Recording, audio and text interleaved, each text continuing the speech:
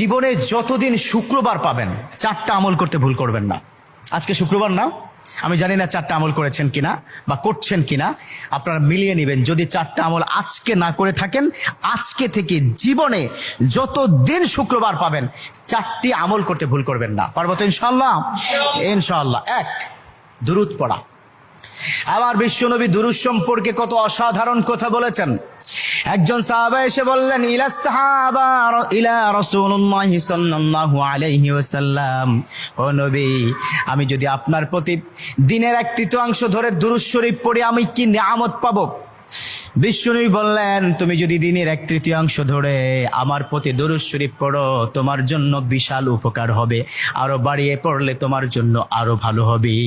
সাহাবা মহা খুশি হয়ে গেলেন, ইয়া রাসূলুল্লাহ, আমি দিনের অর্ধেক সময় জুড়ে যদি আপনার প্রতি দুরূদ শরীফ পড়ি তাহলে কি হবে? বিশ্বনবী বললেন, এটা বিশাল